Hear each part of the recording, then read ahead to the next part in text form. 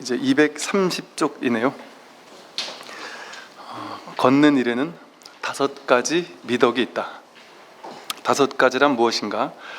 첫째는 능히 달릴 수 있는 힘이 생기는 것이고, 둘째는 몸에 활력이 생김이며, 셋째는 졸음을 쫓아 깨어있을 수 있으며, 넷째는 음식의 소화가 잘 되어 몸의 조화를 이루며, 다섯째는 선정의 마음을 얻기 쉬움이다. 불교에도 이제 경행이라는 그 명상 수행이 있죠.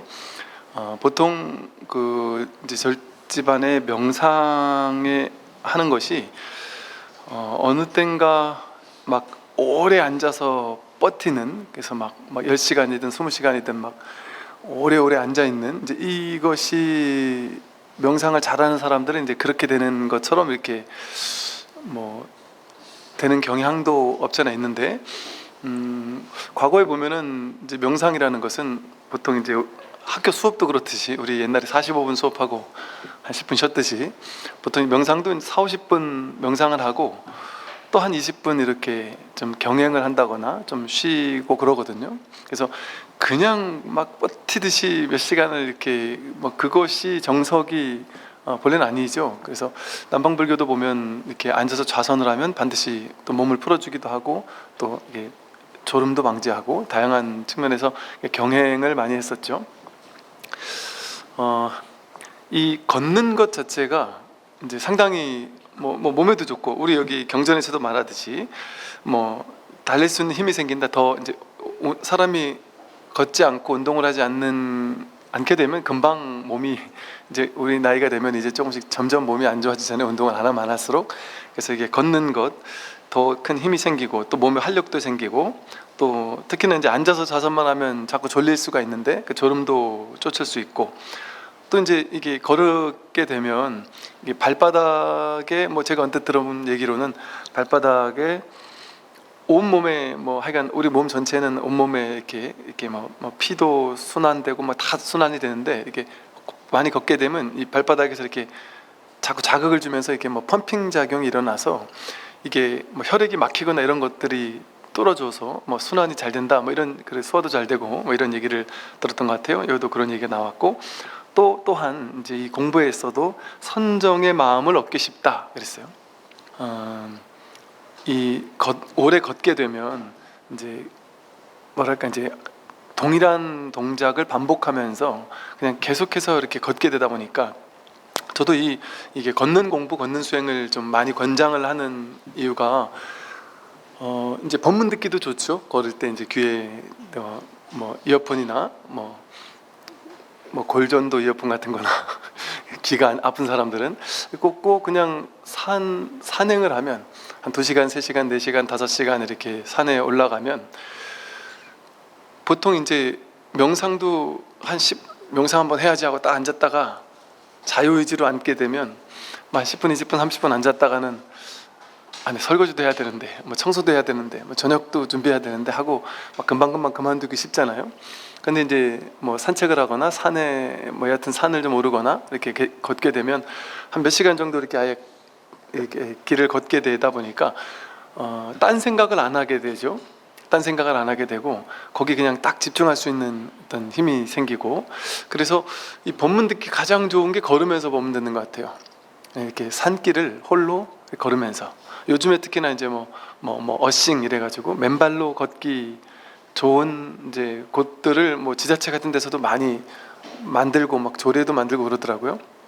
그러니까 그 이유가 현대인들이 너무 그 아파트 같은 곳에 또 빌딩 같은 곳에서만 생활을 하다 보니까 이 몸이 땅과 접지하는 일이 잘 없다는 거죠. 근데 법정 스님도 그 글에 쓰셨듯이 사람은 흙과 땅과 이 지구와 멀어지면 멀어질수록 병과는 가까워진다. 근데 이제 사람이 땅과 가까워질수록 발에서 흙을 많이 밟을수록 몸도 건강해진다고 하죠.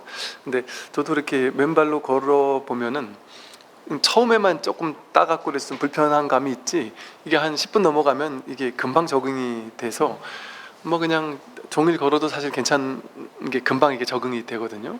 그래서 그러면 참 좋은 것 같아요. 그래 되면 온전히 발의 감촉을 느낄 수 있어요. 발에 이렇게 느껴지는 이 감촉 하나하나에 그냥 거기에 이렇게 깨어 있을 수 있는 거죠.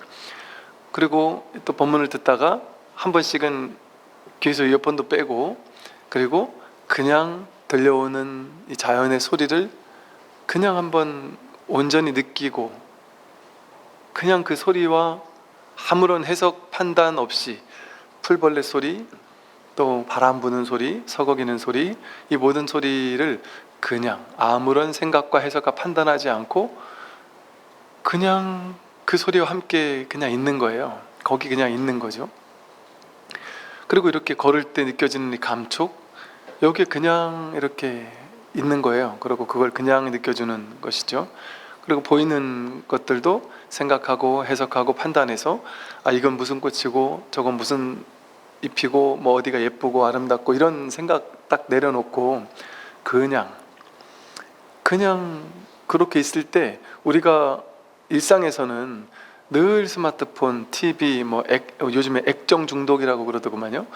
항상 뭔가를 이렇게 막 봐야 되다 보니까 그냥 자기 자신과 그냥 있는 시간, 이게 가장 귀한 시간인데, 왜 그러냐면 우리는 일상에서는 항상 무언가를 하고 있잖아요. TV를 보고 있고 스마트폰을 검색하고 있고 뭔가를 계속 하고 있는 상태에 있다 보니까 쉬지를 못하는 거죠.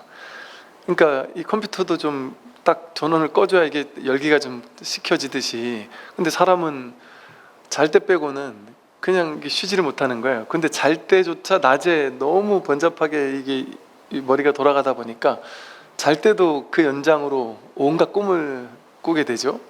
그러니까 개운한 잠도 자지 못하게 되고, 그런데 그 모든 걸 다 내려놓고, 스마트폰도 내려놓고 모든 근심, 생각, 번뇌망상 이런 모든 걸 잠시 내려놓을 수 있는 시간이 돼요. 특히나 내가 산행을 예를 들어 한 3시간, 5시간 이상 이렇게 어느 산에 올라갔다가 내려온다 이렇게 계획을 잡으면 일단 올라가는 동안은 그냥 내려온 이후의 생각은 안 하게 되고 거기 있을 수 있는 시간이 많아지거든요. 그래서 저도 옛날에 보니까 그냥 오늘 아침에 산에 갔다가 오후에 내려오는 것보다도 훨씬 지리산 같은 데는 이제 산장, 설악산 이런 데 산장 있잖아요.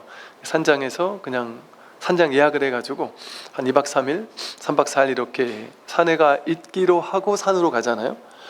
그러면 그 산행이 훨씬 명상과 가까워지는 산행이 될 수 있더라고요. 근데 그 왜 그러냐면 항상 우리는 이 세속의 일들, 온갖 것들을 생각하는 상태에 있거든요.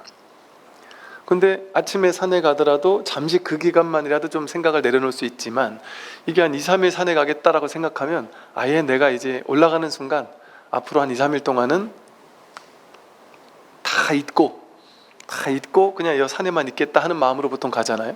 그러니까 그냥 저절로 내려놔져요. 그러니까 세속의 모든 생각들, 세간에 그동안 내가 풀어야 할 건 모든 그 생각들을 저절로 그냥 확 내려놓고, 회사에서도 휴가를 가게 되면 한 3일 휴가 가겠다 하면 그 기간 동안은 찾지 마라 하고 그냥 확 내려놓듯이, 그렇게 되니까 일상의 분별과의 연결고리가 딱 끊어지는 거죠.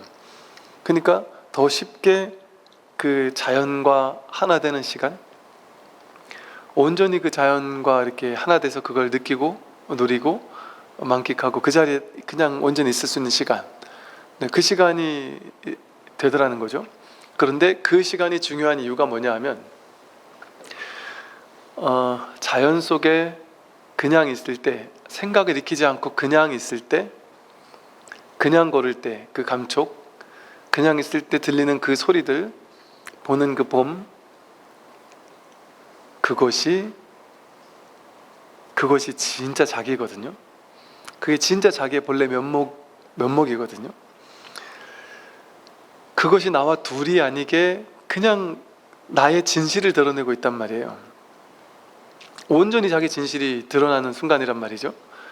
그런데 일상에서는 우리가 항상 생각을 쓰고 있는 상태잖아요. 분별을 쓰고 있는 상태니까 그 분별을 내려놓고 그냥 텅 비어 있는 시간, 그냥 있을 수 있는 시간. 그래서 보통 이제 자연을 많이 찾는 사람은 그런 말을 많이 하죠. 이렇게 시인들도 그렇고 무라일체 이런 말을 옛날 사람들 많이 썼잖아요. 자연 속에 많이 깃들어 있는 사람들이 무라일체라는 말을 자기도 모르게 그런 말이 뭘 뜻하는지를 몰랐을 거예요. 그냥 감이겠죠. 이제 시인이나 이런 사람들이 이 세상과 내가 하나가 된 것 같은 어떤 느낌을 이 양반들이 느꼈던 거죠. 뭐 깨달음과 상관없이도 누구나 이렇게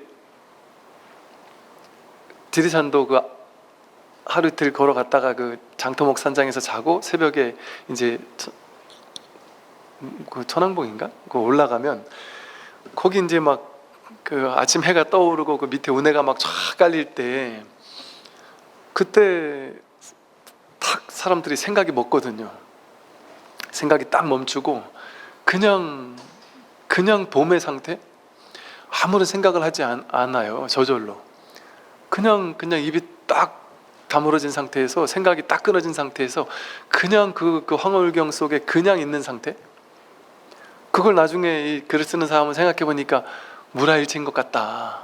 그 자연과 내가 둘이 아니었던 것 같다. 이런 것들을 나도 모르게 느끼는 거죠. 왜 그럴까요? 왜 모든 사람이 그렇게 고요하게 숲에 들어가 있을 때 혹은 생각이 비워질 때는 그런 무라일체라는 표현을 쓸 만한 그런 어떤 것들을 느낄까요? 우리는 누구나 우리의 근원은 다르지 않기 때문이죠. 다르지 않게 둘이 아니기 때문에 그런 것이죠. 주객이 둘이 아니기 때문에, 나와 세계가 둘이 아니기 때문에, 보는 나와 보이는 것이 둘이 아니고 듣는 나와 들리는 것이 둘이 아니고. 그런데 일상에서는 항상 둘로 나누고 쪼개는 일만 항상 분별이 하고 살잖아요. 그러다가 문득 이렇게 자연 속에 깃들어 있을 때 훨씬 생각을 내려놓을 수 있는 그 가능성이 더 많아지죠. 물론 이제 그럼에도 산에 가서도 올라갈 때부터 내려올 때까지 라디오 켜놓고 다니거나, 요즘에 그 계속 나오는 노래 이런 거 어르신들한테 유행이시더라고요. 그거 켜고 다니시면 이제 그 라디오 들으면서 산행을 하시겠지만, 이제 마음 공부하는 사람이라면 이제 그런 새 속의 어떤 생각들을 잠시 내려놓고, 그것도 이제 혼자 걷는 게 좋죠. 혼자 이렇게 고요하게 걸을 수 있을 때 이게 명상이 다른 게 명상이 아닌 거예요. 그냥 생각을 짊어지지 않고 온갖 막 생각 판단 이런 것들 짊어지지 않고, 그게 출리거든요. 세속에서 벗어나는 공덕이거든요. 출리의 공덕이라는 게 이 세간에서 이게 출가하는 것만 출리의 공덕이 아닌 거예요. 분별심으로부터 잠시 벗어나는 시간, 그게 출리의 공덕이라 그러거든요. 부처님이 실론, 계론, 생천론이라고 해서 처음에 이렇게 초보 단계의 법문을 하시다가 그 다음에 제욕의 과환이라 해서 모든 욕망을 가지고 있고 욕망과 집착은 환란을 불러온다, 이런 법문을 하시고 그 다음에 말씀하신 게 출리의 공덕을 말씀하셨단 말이에요. 세간에서 벗어나는 것, 이게 얼마나 큰 공덕인지를 알아야 하는데 사람들은 그걸 모르고 있다. 이게 가장 중요한 것인데 그걸 모르고 있다. 이 놀라운 광대무변한 공덕을 모르고 있다. 그래서 이 출리의 공덕이야말로 최고의 공덕이란단 말이에요. 근데 뭐가 출리냐?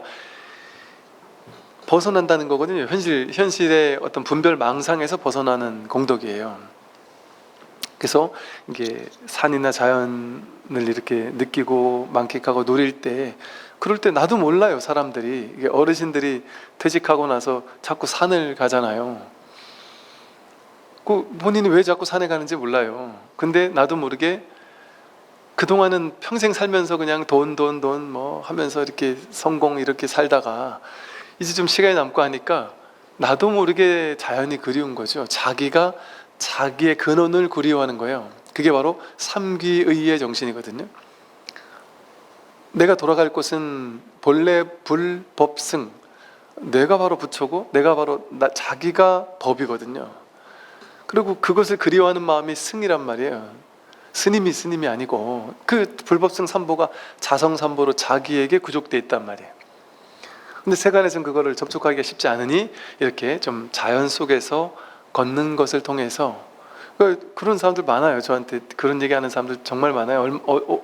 지난주인가도 그 지난주인가도 어떤 보살님이 부산 그 광안리에 사신대요. 그런데 그 금년산을 그냥 이 법문 듣기 시작하면서부터는 그냥 금년산을 매일같이 오르락내리락 맨날 했대요. 하면서 하루에 막 5시간씩 4시간씩 매일 법문을 들었대요. 근데 이게 첫 번째, 두 번째 이렇게 뭐 어떤 체험들이 한 두세 번에 걸쳐 체험이 왔는데 전부 다 걸을 때 산에서 걷다가 뭔가 이렇게 쑥 내려가는 체험을 하고 그랬다 그러고, 이렇게 뭔가 이렇게 고요히 산길을 걷는 그 즐거움, 그것은 그것 자체로 명상이 되고, 그것 자체로 우리가 좀 분별을 잠시 내려놓고, 그러니까 그러면서도 처음에는 안 되죠. 처음에는 생각하면서 걷게 되죠. 처음에 한 두세 시간을 걸어도 계속 생각하면서 걷게 되는데, 이제 작은 노력이라면 생각을 조금 이제 쉬고 그냥 지금 일어나는 이 소리와 감각과 일어나는 그 맨 느낌이랄까, 여기에 그냥 이렇게 집중하면서 걸어보자 할 때 그게 자기의 근원과의 만남이에요. 그런데 놀라운 점은 자기가 자기의 근원과 점점 접촉하는 시간이 늘어나면 늘어날수록 이 분별의 세계, 이 세간의 세계, 세속의 세계의 번뇌망상들이 쉬게 되고 저절로 탐진치 삼독에서 이렇게 노연하기 시작하고요. 또 신기하게도 그 부수작용 같은 것으로서 현실 생활이 좀 편안해지기 시작해요. 왜냐면 내가 과도하게 착하는 게 없어지니까. 그러니까 쉽게 말하면 현실도 풀리기 시작한단 말이죠. 이거는 부수작용 같이 현실도 편안해져요. 이렇게 이 마음 공부를 하면 현실이 좀 이제 고요해지고 편안해져요. 막 과도한 집착이 없어지고 돼도 좋고 안 돼도 좋은 상태로 저절로 이렇게 바뀌어져요, 공부를 하면. 그리고 화도 좀 덜 내게 돼요. 그러니까 왜 화를 내냐면 내 뜻대로 안 되니까 화가 나는 거거든요. 근데 내 뜻이라는 게 사라지니까, 내 뜻이라는 고정된 집착이 별로 없어지니까 뭐 돼도 좋고 안 돼도 좋고, 막 과도하게 미워하는 사람도 없어져요. 정치를 보면서 분노하던 사람이 별로 분노도 안 한단 말이에요. 아, 이럴 수도 있고 저럴 수도 있겠지 하고. 그러니까 세상에 뭐랄까 망고 막 어마어마하게 스트레스 받고 살던 사람이 별로 스트레스 받을 일이 없는 거예요. 왜? 모든 스트레스는 자기 분별 망상에서 나오거든요. 이게 밖에서 나오는 게 아니에요. 그러니까 정치만 보면 막 스트레스 받는 사람 있잖아요. 그게 저 정치인들 저놈들이 잘못해서 내가 스트레스 받죠? 거짓말입니다. 자기가 자기 마음에서 나오는 스트레스예요. 남들은 그 뉴스를 봐도 스트레스 안 받는 사람도 있잖아요. 그러면 또 뭐라 그랬냐면 그 사람들은 애국자가 아니라 그렇죠. 전 애국심이 있어서, 우리나라 정치가 발전하기를 바라는 애국심이 있어서 저는 이렇게 화가 나는 겁니다, 이렇게 얘기를 하는데, 애국심으로 가장한 자기 분별 망상이에요. 다 자기 안에서 일어나오는 생각들이에요. 이게 다 자기 일이거든요. 마음법 유식이라고 해서, 마음법은 이 세상에 문제가 없어. 마음법, 이 세상이라고 하는 게 전부 다 자기 마음이라니까요. 자기 마음 없이 세상이 있습니까? 내가 마음에서 여서 일으키기 전에 정치가 있고 뭐 경제가 있고 뭐 문화가 있고 역사가 있고 전쟁이 있고 뭐 그 모든 것이 있을 수가 있어요. 자기에게서 나오거든요. 근데 이것을 밖에서 나온다고 생각하는 것 자체가, 일단 밖에서 나오는 거는 내가 못 바꾸잖아요.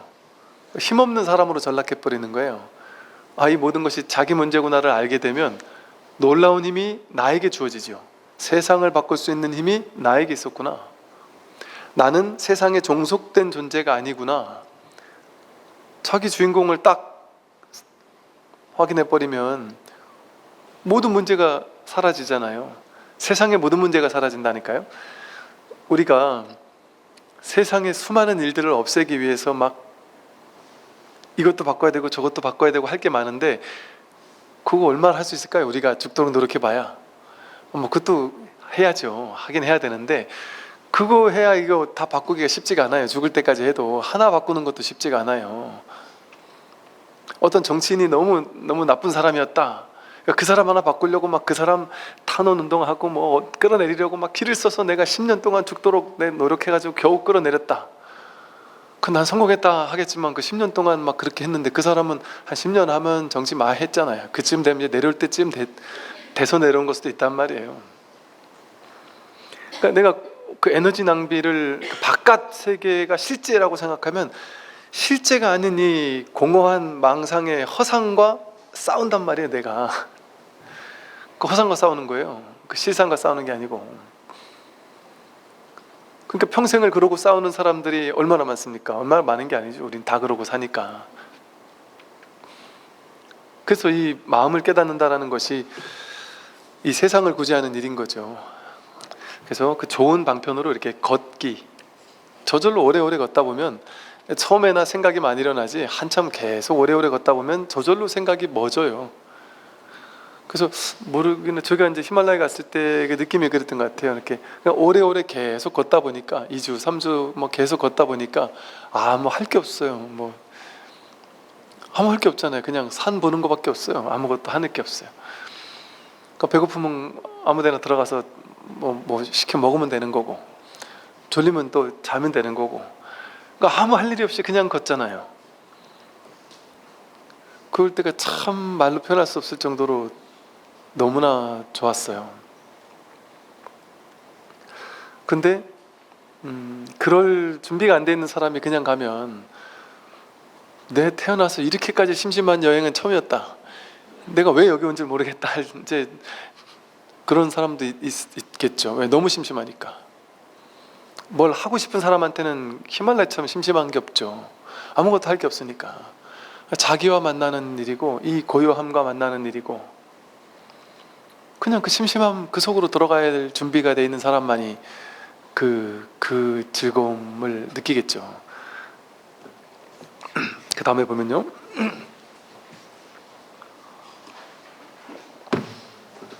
온갖 점을 치는 일이나 해몽, 관상을 보는 일을 완전히 버리고 기륭화복의 판단을 버린 수행자는 세상에서 바르게 살아갈 것이다. 좋아하는 것이나 좋아하지 않는 것이나 다 버리고 아무 것에도 집착하거나 매이지 않고 온갖 속박에서 벗어난다면 그는 세상에서 바르게 살아갈 것이다. 온갖 점치는 일, 이게 부처님 경전에 딱 대놓고 나온단 말이에요. 점치는 일 버려라.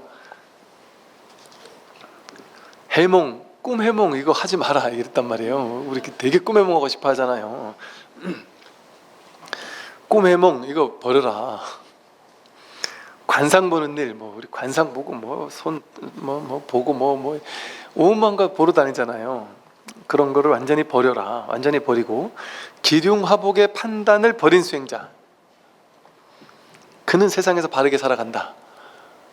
기륭화복의 판단을 버리라는 거잖아요. 야, 이거는 뭔가 길조인가? 뭔가 까마귀가 깎아 울고 나면 오늘 뭔가 재수가 없을래나? 꿈이 이상했으면 오늘 이상한 꿈이 있을래나? 제가 그 대학교 다닐 때 제가 죽는 꿈을 꿨어요. 그러니까 제가 죽고 산소로 이렇게 들어가는 꿈을 한 번은 죽는 꿈 꿨고, 한 번은 산소가 이렇게 제가 가는데 어떻게 산소가 열려가 산소 안으로 제가 들어가는 꿈을 꿨어요. 근데 이제 그때 지금 그 스님 이제 학교 다닐 때 잘 알다 보니까 그 스님한테 그 얘기를 했더니, 지금은 이제 유명해진 스님이에요. 그 스님한테 그때 그 얘기를 했더니 이제 그 스님이 그러더라고. 와, 그 꿈 그거. 그러면서 웃으면서 그래. 요즘 말로 로또를 사라고. 그 대박 나는 꿈이거나 이렇다면서 이제 그런 이제 우스개로 얘기를 하더라고요. 그래서 그 스님이 그래가지고 그때 아마 사지는 않은 것 같고, 제 인생에 제가 제 돈 주고 사본 적은 없는데, 어쨌든 그걸 안 샀으면 뭔가 딴 데서 대박이 났어야 될 거 아니에요.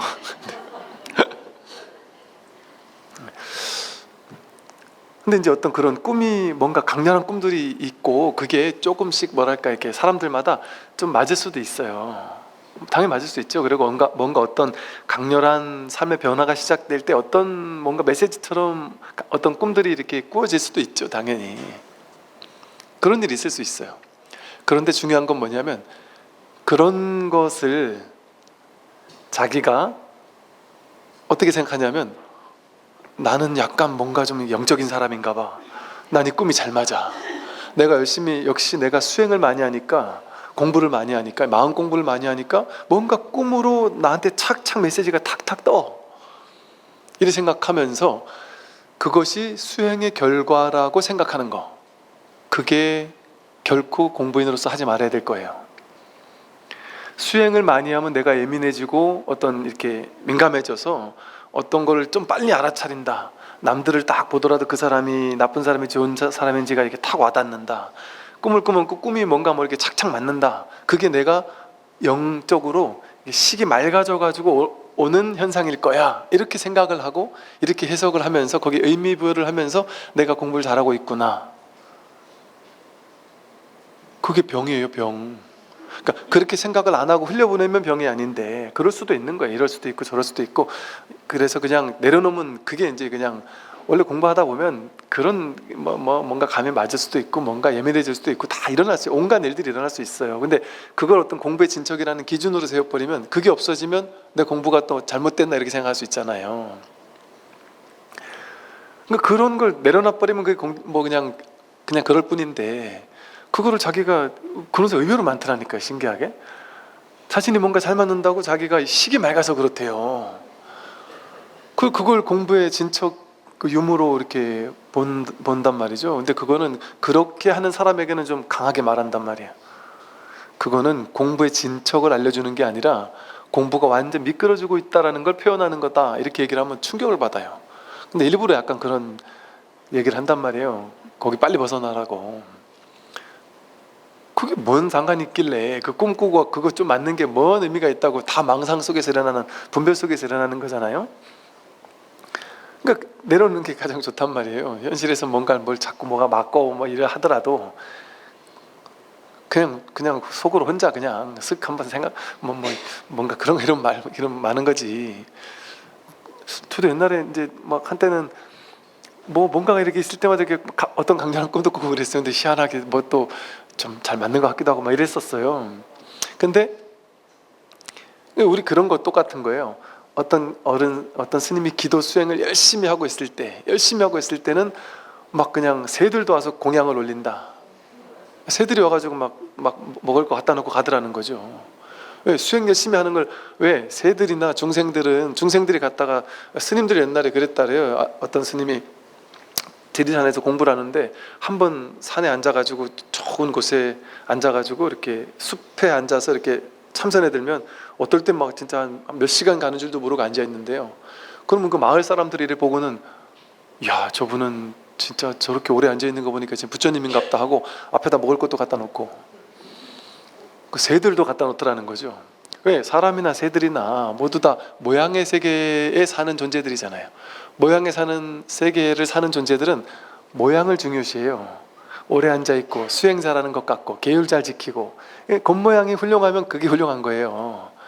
그러니까 새들도 꽃공양을 한다. 근데 그 사람이 자기를 깨닫고 나서 더 이상 수행이다 아니다라는 게 왜 깨닫고 난다면 수행이 없어요. 수행이 따로 없단 말이에요. 어떻게 수행이 있어요? 내가 숨 쉬고 밥 먹고 배고픈 밥 먹고 배부르면 똥 싸고 하루하루 사는 것 순간순간이 늘 이 법인데 법에서 벗어나는 게 없단 말이에요. 법이라는 감옥에서 벗어날 수 없단 말이에요. 항상 법인데 뭐 어떻게 따로 수행하는 시간을 낼 수가 있겠어요? 말도 안 되는 소리예요. 그거는. 그러니까 이제는 수행이 따로 필요가 없어요. 그럼 배고픔 먹고 배부르면 자는 거예요. 그러니까 이제 더 이상 꽃들이 공양을 안 해요. 신도님들도 공양을 안 한단 말이에요. 모양을 보니까 막 사는 것 같거든요. 옛날 큰 스님들 그러잖아요. 큰 스님들이 보면 막 시장에 가서 할머니들하고 막 농담 따먹게 하면서 막걸리 같이 먹어가면서 그런 스님들도 있었잖아요. 우리 뭐 근세 선지식 이래서 막 보니까 춘성 스님 이렇게 책 보니까 와, 이 스님 진짜 큰 스님 옛날 그런 일화가 그대로 돼요. 막 그냥 저 도봉산 밑에 내려가 가지고는 시장에 가서 맨날 막걸리 먹으면서 할머니들하고 막 욕 막 섞어가면서 어떤 중이 이상한 짓 한다라니까 막 경찰서 가니까 경찰서에서 막 욕을 하고 뭐 심지어는 뭐 유명한 어떤 사람 막 욕도 하고 하면서 뭐 완전 걸림없이 자유롭게 살았단 말이에요. 근데 우리가 그분 그때는 누가 뭐 별로 이렇게 중시 안 했겠죠. 이상한 중인갑다 했겠죠. 근데 지금 보세요. 그 열반하시고 나니까 책까지 내가지고 그분 지나고 보니까 그분이 참 도인이었구나 하고 얼마나 많은 선생님들이 그렇게 말하고 있느냐 말이에요 지금. 그러니까 이 모양의 세계를 사는 사람들은 도인을 알아볼 수 없어요. 그 모양에 걸려있지 않으니까. 물론 그런다고 해서 그래야만 또 도인인 건 아니에요. 그는 자기 업습 성향 따라가요. 그러니까 사회에 있을 때도 조금 걸걸했던 사람은 공부하고 나서도 그런 성향이 있을 것이고, 사회에 있을 때 그냥 반듯하고 모범생 스타일이었던 어른 스님들 계세요. 그럼 또 그런 어른 스님들 찾아뵈면 정말 반듯하세요. 항상 진짜 모범적이시고, 항상 말도 거칠게 안 하시고 다 모범적인 말씀만 하시고, 법문할 때도 다 FM대로 이렇게 탁 하시고, 그러니까 그 성향이 간단 말이죠. 그래서 뭐가 가장 지혜로운 수행자냐? 기륭화복의 판단을 버린 수행자. 여러분의 인생이 이거 여러분 이제 그냥 듣지 마시고 되게 중요한 지점이거든요. 뭐냐면 우리는 평생 어떻게 살아요? 사사건건 하나하나 뭔 사건이 있으면 이게 뭔가 안 좋은 일인가? 이게 뭔가 좋은 일인가? 인생이 풀릴 날에나? 뭔가 안 풀릴 날에나? 사사건건 이게 좋은 일인지 나쁜 일인지 기륭을 점치려고 해요. 이게 좋은 건가 나쁜 건가? 내 인생 언제쯤 풀리나? 뭐 나이가 몇 살 되면 풀리기 시작하나? 뭐 이런 거 뭐 점조 치고 싶고, 복을 언제쯤 받겠나? 언제쯤 화가 내 인생에 일어나겠나? 이런 기륭화복 같은 거, 이런 게 되게 중요해요. 뭐 이 말이 무슨 말이냐면요, 삶이 중요한 게 아니고 삶에 대한 해석 판단이 중요해요. 기륭화복이라는 건 내 해석이잖아요. 그것이 길한 일인지 흉한 일인지 알 수 있을까요? 난 이거 길조야 이랬는데 나중에 그게 흉조가 될 수도 있어요. 흉조인 줄 알았는데 이게 길조일 수도 있어요. 내 인생에 화가 온 줄 알았는데 이게 복일 수도 있단 말이에요. 복인 줄 알고 덥석 물었는데 그게 화일 수도 있단 말이에요. 우리는 자기 인생이 기륭화복을 알 수 없어요. 연기법이라는 것은 그 겉에 드러난 현상, 그 이면에 더 깊은 온 우주 전체와 연결되어 있는 무궁무진한 중중무진의 연결성을 지니고 그 겉에 드러난 모양을 드러내는 거거든요.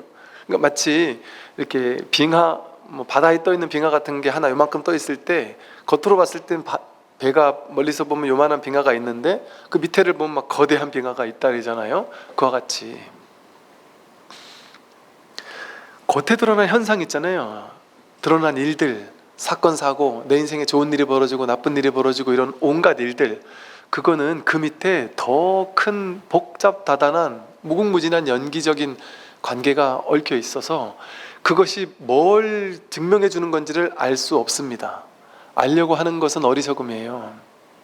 우리는 역사를 배우잖아요. 역사를 배워서 과거를 현재에 비추어서 해석하면 지금 일어난 이 현상이 무엇인지를 알 수 있다, 이렇게 해서 역사를 배워서 그 어떤 교훈을 얻고자 하잖아요. 좋은 일이죠. 현상 세계에선 좋은 일이에요. 근데 그게 요즘 시대에는 안 맞죠. 옛날에는 이런 것 때문에 이런 교훈으로서 이렇게 하면 안 돼 이랬단 말이에요. 그게 맞았단 말이에요. 근데 지금은 5년 10년이 다르게 확확 바뀌는 시대죠. 어떻게 이렇게까지 달라질 수 있나 싶을 정도로 확확 달라지는 시대예요. 그게 안 맞을 수도 있단 말이에요. 물론 이제 그거 자체를 하지 말라는 게 아니라 현실의 세계에서는 그런 뭐 것도 하고 하겠지만, 이 법에서는 알 수 없습니다. 그게 진실이에요. 그러니까 제일 지혜로운 사람은 알 수 없다라는 것이 명확해진 사람이 가장 지혜로운 사람이라니까요. 우리 거꾸로 알고 있잖아요. 많이 아는 사람이 제일 똑똑한 사람인 줄 알잖아요. 많이 아는 사람, 아는 거에 대한 고집이 내지는 아는 거에 대한 확신이 강한 사람, 제일 어리석은 사람이에요. 그 노자도 도덕경에 그렇게 써요. 많이 아는 사람을 가지고 뭐 정치를 시키거나 뭔가 높은 자리에 올려놓으면 진짜 최악의 일이 벌어진다.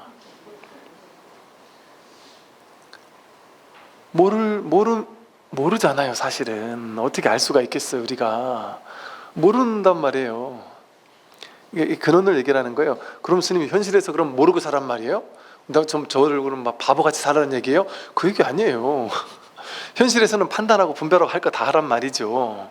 근데 이 공부 자리에 들어와서는 그게 다 현실에서 내가 판단했던 것들이 그 현실에서 판단한 것조차 어때요? 판단을 다 하지만 근원에서는 모를 뿐이라는 데다 딱 뿌리 내리고 있으니까 어때요? 판단할 거 다 하면서도 내가 거기 과학에 집착하지 않겠죠. 과학에 머물러 있지 않아요. 내 판단이 틀렸을 거란 가능성에 마음을 열고 있단 말이에요. 그러니까 최선은 다하는데 틀렸어요? 그러면 내 판단이 틀렸으니까 현실이 틀리겠지. 그렇게 턱 내맡길 수 있단 말이에요. 얼마나 지혜롭습니까? 근데 사람들은 내 판단이 틀렸는데 내 판단이 맞다고 집착해서 내 판단대로 안 되면 인연이, 내 생각은 요만큼밖에 생각 못하니까 내 판단은 A를 선택해야 되는데 인연이 B를 선택하게 했어요. 그러면 나는 A를 원했으니까 나는 실패야 이러잖아요. 근데 이 인연에는 더 큰 계획이 있단 말이에요. 겉으로 봤을 때 A가 성공인 것 같지만 B가 이 사람을 더 크게 할 수 있는, 예를 들어 인연일 수 있잖아요. 그럼 이 사람은 자기 생각을 믿으니까 난 실패했어, 좌절절망해요. 근데 지혜로운 사람은 좌절절망할 게 아니라 나는 모른다라는 걸 알고 있으니까 어때요? A가 안 됐어? 최선을 다해서 A를 더해도 보려고 노력을 한 번, 두 번, 세 번 하는데도 안 됐다. 자꾸 B가 되고 있다. 오케이, 나는 모르니까 내가 안다고 여기면서 반드시 A가 돼야 돼라는 생각을 바로 내려놓는단 말이에요. 그러면서 두려워하지 않죠. 괴로워하지 않죠. 왜? 나는 모르니까. 근데 진리를 신뢰하니까 어때요? 삶을 신뢰하니까, 삶이라는 진실을 신뢰하니까 삶이 자꾸 B를 보내주니까 어때요? 내 생각대로 했다가는 실패할 수 있을 텐데 삶이란 진실의 뜻대로, 진실이 흘러가는 대로, 흐르는 대로, 이게 흐름을 타고 가는 거예요. 자연스럽게 사는 거예요. 삶은 어거지로 사는 게 아니라 자연스럽게 내버려 두면 흐름 따라가거든요. 흐름 따라가는 건 힘들지가 않아요. 흐름을 거슬러 가려 할 때 힘들지. 그러니까 삶을 턱 내맡겨 놓으면 그 흐름이 알아서 삶을 끌고 가요. 놀랍게도 내가 나서서 내 인생을 잘 살아야지. 이거 얼마나 힘든 일이에요. 내가 나서서 내가 잘 살아야지. 근데 내가 나서서 잘 살려고 보면 나가 생기잖아요. 그럼 옆에 주변 사람들도 생기거든요. 그럼 내가 저 사람 인생이 좋아 보이면 저 사람처럼 살아야지 하고, 그 사람은 그게 자연스럽게 잘 되고 있는 사람인데 그 사람은 힘 안 줘도 잘하는 사람이란 말이에요. 나는 그 사람 쫓아가려면 힘들단 말이에요. 안 돼요. 희한하게 그 사람이 하면 그게 자연스러운 건데 내가 하면 자연스럽지 않단 말이에요. 그럼 내 길이 아닌 거예요. 근데 그 사람 닮아가려고 하면 되겠습니까? 난 나답게 사는 거예요. 왜? 난 모르니까. 그러니까 삶에 힘이 빠지는 겁니다. 저절로 집착이 내려놔져요. 그리고 모를 뿐 하니까 이게 얼마나 자유롭습니까? 내가 안다고 생각하면 내 뜻대로 인생을 바꿔야 되는데 바꿀 게 없잖아요. 모르니까. 나는 모르는데 법은 알잖아요. 인연은 알 거 아니에요. 왜? 인연은 인연 따라 삶을 펼쳐 보일 거 아니에요. 인연법을 어떻게 내가 거스를 거예요? 내 아상의 에고가 어떻게 인연법을 거스를 거예요? 진리를 거스를 거예요. 진리답게 살아야, 여법하게 살아야지 법답게 산단 말이죠. 여법하게 살아야지 자기 식대로 살면 되겠냔 말이에요. 그게 법이에요. 그게 불교예요. 그러니까 불교 공부하는 사람은 기륭화복 자체가 없어요. 자신의 인생이 어떤 것도 판단하지 않아요. 분별하지 않아요. 삶을 판단 분별하지 않으니까 날마다 좋은 날이죠. 그건 좋다 나쁘다 해서 좋은 게 아니에요. 그냥 그저 그럴 뿐, 그러할 뿐, 여여한 거예요. 그냥 언제나. 그러니까 기륭화복에 점을 치는 게 얼마나 무의미한 일이에요. 지금도 늘 여여한데 미래도 늘 여여한 일이 벌어질 수밖에 없는데 내가 지금도 뒤바꿔야 되고 미래도 점쳐가지고 뒤바꾸겠다, 그 생각 자체가 어리석으니까 그런 생각을 할 수밖에 없는 거죠.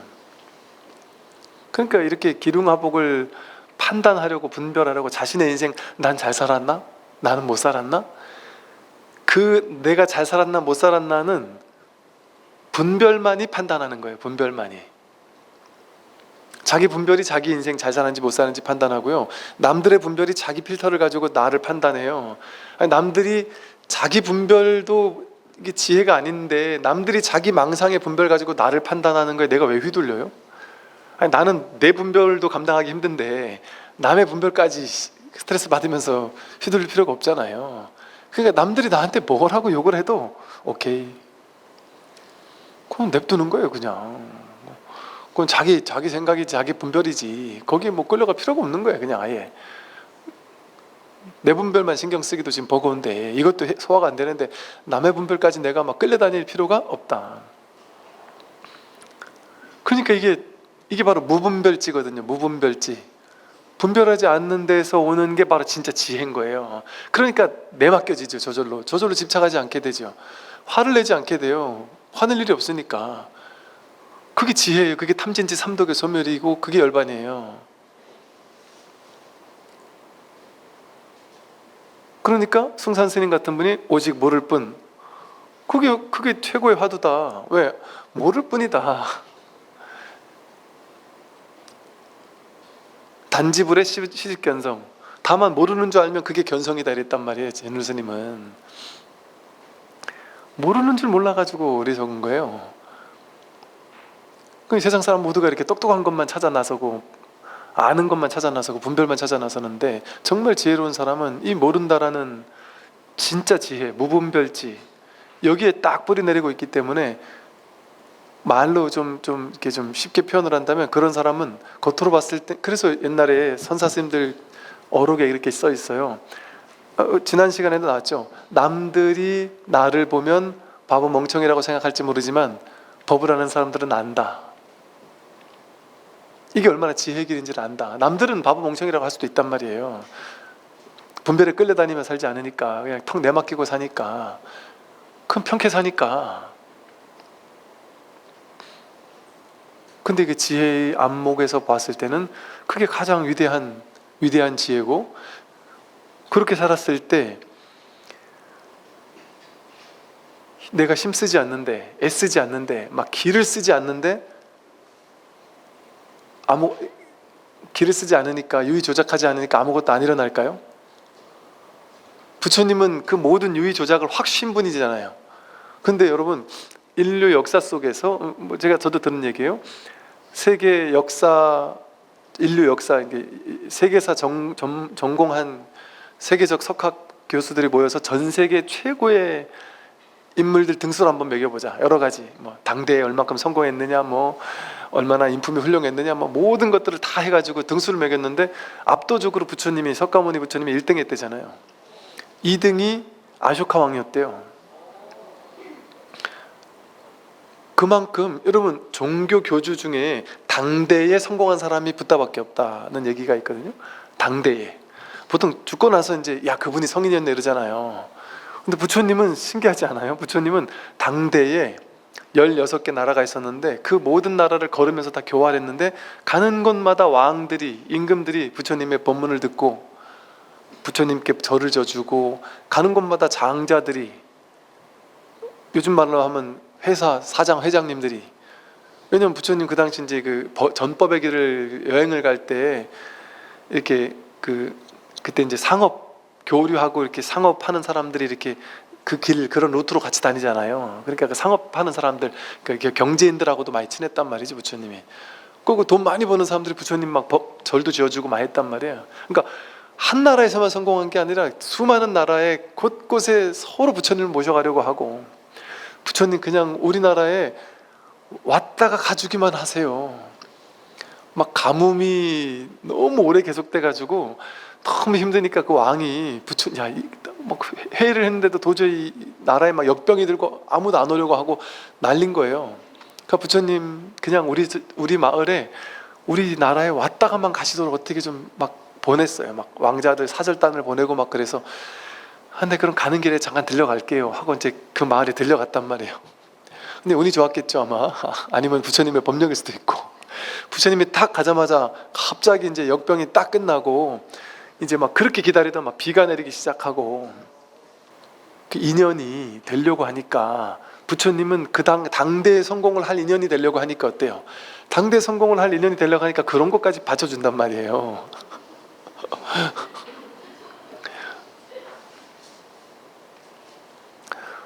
어디를 가든 그 왕들 다 정말 부처님의 지혜를, 법문을 듣고 그랬단 말이에요. 당대에 엄청난 성공을 이루신 분이죠. 그럼 부처님이 애써서 그랬냔 말이에요. 전 세계에 당대에 성공했을 뿐 아니라 후손까지도 내려오면서 가장 큰 성공을 한 사람이 붓다라고 하는데, 그 붓다는 놀랍게도 가장 할 일 없이 쉬는 사람이었단 말이에요. 무사인이었단 말이에요. 할 일이 없는 사람이었단 말이에요. 그럼 부처님이 쉬는 사람인데도 그렇게, 그래서 선어록에 보면 그런 얘기가 있죠. 분명히 쉬고 있는데 쉬는 가운데 무한한 움직임이 생기고, 무한한 움직임 가운데도 항상 쉬고 있다. 그런 것이거든요. 그러니까 내 맡기고 편케 산다고 해서 그냥 마음을 분별하지 않고 모를 뿐하고 산다고 해서 바보가 되는 것도 아니고 아무것도 안 하는 것도 아니에요. 왜? 그 현상 세계에서 뭘 해먹고 살고 뭐 돈이 생길 거냐 말 거냐, 성공할 거냐 말 거냐, 이 현상 세계의 법칙은요, 인연법을 따라요. 그러니까 자기가 자기랑 상관없어요. 자기 깨달은 건 상관없이 현상 세계 인연이 그걸 만들어내는 거예요. 그러니까 그거는 현상 세계에서 인연이 있는 사람은 그냥 그 인연 따라 자기가 움직이게 돼 있어요. 그냥 놀지 않아요. 저절로. 그 오히려 더 큰 순수한 열정으로 이 공부를 그렇게 탁 내려놓고 하는데 정말 게으르게 사는 사람이 없죠. 오히려 더 열정적으로 살죠. 그래서 이 기륭화복의 판단을 버린 수행자는 세상에서 바르게 살아간다.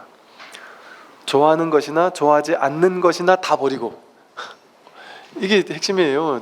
우린 좋아하는 거는 못 버리잖아요. 좋아하지 않는 것만 선택적으로 버리고 싶잖아요. 그 양변을 하나는 취하고 하나는 버리는 거, 그게 가장 어리석은 거라니까요. 취사간택, 취하고 버리려는 양변, 양극단을 몰록 놓아버리는 거예요. 놓아버린 채 현실은 그대로 취하기도 하고 버리기도 하는 거예요.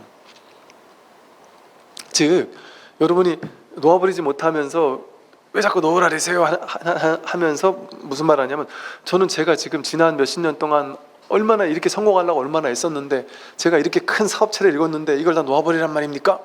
그래서 발끈하고 화를 내면서 이 회사를 다 버리란 말이에요. 그 회사 버리라는 게 아니에요. 놓아버리라는 게, 자기가 번 돈 그거 버리라는 게 아니에요. 그건 그대로 더 크게 읽어도 좋단 말이에요. 놓아버렸을 때 더 크게 읽을 수 있는, 더 크게 읽는데도 불구하고 힘은 훨씬 더 적게 되는 신비로운 일이 벌어질 수 있죠. 그 돈을 버리라는 게 아니에요. 그 사업체를 버리라는 게 아니에요. 그건 그거대로 열심히 하는 거예요. 근데 지금까지 이만큼 올라오는 동안은 막 기를 쓰고 노력했잖아요. 근데 막 기를 쓰고 반드시 성공해야 된다는 막 그 애쓰는 마음, 조작하는 마음, 어떤 일이 있어도 성공해야 된다고 막 집착하는 마음, 그 마음만 놔라는 거예요. 그 마음을 내려놓게 됐을 때 훨씬 수월해진단 말이죠. 애쓰지 않는데 일이 저절로 벌어져요.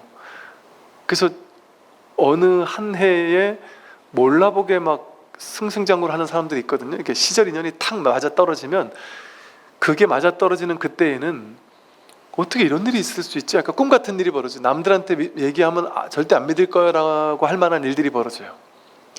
이거는 진짜 로또 당첨되는 것보다 더 힘든 확률이겠는데 싶은 일들이 희한하게 착착 맞아떨어지는 거예요. 자기를 성공시켜주기 위해서 온 우주가 작정을 한 것 같이 나를 성공시킨다니까요. 나는 별로 애쓰는 게 없는데도 안 되려고 하면 반대 일이 벌어지죠. 나는 죽을 똥을 싸면서 온갖 돈을 갖다가 쳐 바르면서 하려고 해도 안 되는 일이 벌어질 수도 있어요. 안 되려고 하면 자기의 일이 아닌 거예요. 나의 일이 아닌 거예요. 근데 그 나의 일이라고 생각하면 내가 해야 된다는 아상과 에고가 그 삶을 끌고 가잖아요. 그러니까 탁 내맡겨 있는 거예요. 진리에, 법에, 신께, 부처님께. 그걸 뭐라고 이름 붙여도 상관없어요. 그냥 내맡기고 살게 되면 그냥 턱 내려놓게 되니까, 거기에 좋은 것도 있고 싫은 것도 있고 하는 것도 다 있단 말이에요. 그런데도 근원에선 탁 내려놓게 되는 거예요. 그랬을 때 오히려 더 큰 어떤 성취도 있을 수 있고, 아무 것에도 집착하거나 매이지 않고 온갖 속박에서 벗어난다면 그는 세상에서 바르게 살아갈 것이다. 그 어떤 것에도 과도하게 집착하지 않으면, 과도하게 집착하지 않으니까 이제 일하는 게 재밌는 거예요. 왜? 반드시 성공해야 돼, 반드시 돈 벌어야 돼 이러면 불안해가지고 재미가 없어요. 항상 불안하죠. 또 왜 불안하겠어요? 내가 성공해야 된다는 집착이 크니까 어떤 기회가 왔을 때 무리해가지고 더 큰 걸 가지려고 막 과하게 할 거 아니에요? 그 욕심 때문에. 그걸 과하게 하니까 실패할까 봐 더 두렵잖아요. 근데 그냥 이걸 재미로 하면 막 과한 돈 안 벌어도 되는 거예요. 그냥 인연 따라 벌리면 벌고 말면 말고 하는 거예요. 그냥. 그러니까 과도한 뭔가를 크게 안 하겠죠. 굳이 내가 막 마음고생해 가면서 두려워해 가면서 그런 걸 안 하겠죠. 그러다 보니까 뭐 큰 두려움이 없죠. 그냥 재밌게 하는 거죠. 인생은 그냥 재밌게. 그리고 이건 날리 먹어도 괜찮을 만큼만 뭐 투자를 하겠죠. 투자를 해도 뭐 최악의 상황을 딱 가정하고 하는 거예요. 이건 될 수도 있고 안 될 수도 있어. 난 몰라. 과도하게 자기를 신뢰하지 않아요. 자기 생각을 믿지 않아요. 그러니까 반드시 돼야 돼라는, 이거 안 되면 내 인생 쪽박, 이거 되면 내 인생 대박, 이런 짓을 안 하겠죠. 이거는 해서 안 되면 그만 없애는 걸로 하고, 막 이런 뭐랄까 이제 그러니까 구체적으로 생각해 본다면 그렇다는 거고, 그런 식으로 과도한 스트레스 받는 일 자체를 굳이 만들 필요가 없죠. 그렇게 무리할 필요가 없죠. 왜? 노는 마당인 줄 아니까. 삶 자체가 심각한 게 없으니까. 그러니까 유희산매라 하듯이. 그러니까 재밌는 거죠. 그냥 하나하나 돈 버는 것도 재밌죠. 놀이하는 것 같으니까. 왜냐하면 부루마블 게임할 때도 가짜인지 알지만 내가 빌딩 사고 뭐 사면 재밌거든요. 가짜 돈이지만 막 그 돈 막 받으면 재밌단 말이에요. 옆에 친구랑 막 게임할 때 게임인 줄 알지만 막 돈 따먹으면 재밌단 말이에요. 그것처럼 그냥 인생이 재밌는 거죠. 그냥 게임하듯이 재밌는 것이죠. 근데 그 게임인 줄 아니까 날려도 괜찮을 만큼만.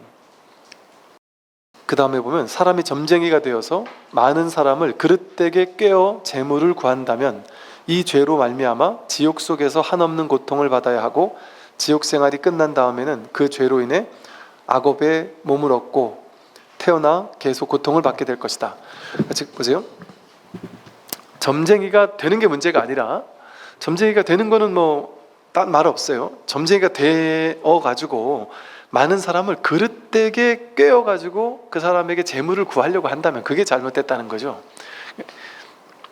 일반들 같은 경우에 그런 것을 하면 안 된다는 거죠. 그렇게 했을 때 지옥 속에서 고통을 받는다. 그리고 악어부에 계속 고통을 받게 된다. 이런 얘기를 하네요. 그 다음 볼게요. 부처님께서 나란다 성의 파바리 엄차 숲에 계실 때였다. 그때 한 장자의 아들 견고가 부처님께 문안드리고 여쭈었다. 거룩하십니다 부처님이시여, 만일 바라문이나 장자의 아들이나 거사들이 오거든 신통을 보이라고 제자들에게 분부하소서. 부처님께서 이에 대답하셨다. 나는 모든 비구들에게 신통을 보이라고 가르치지 않는다. 나는 다만 조용한 곳에서 깊이 진리를 사유하고 자신에게 공덕이 있으면 마땅히 그것을 스스로 숨기고 허물이 있으면 그것을 스스로 드러내라고 가르칠 뿐이다.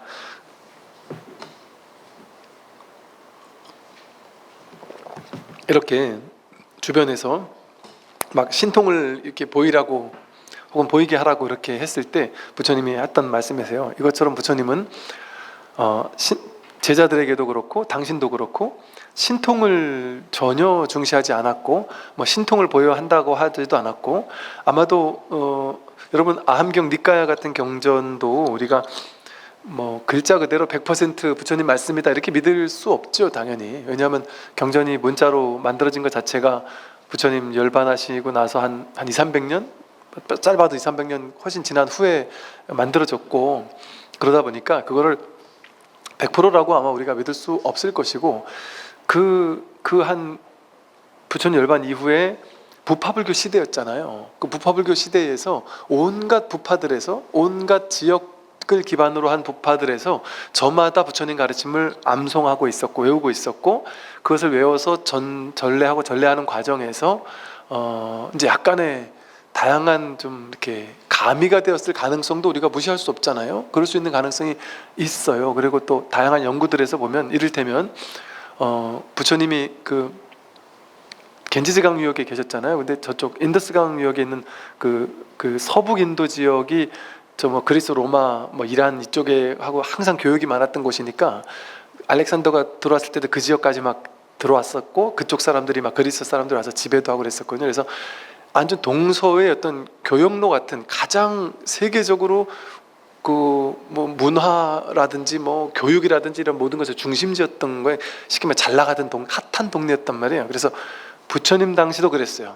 부처님 당시에도 그 왕족들이나 귀족들이나 상업 돈을 많이 버는 사람이나 뭐 의사나 이런 사람들은 전부 다 우리나라 뭐 강남 8학군으로 이사 가듯이 전부 다 그 서북 인도 지역 거기로 다 유학을 보냈어요.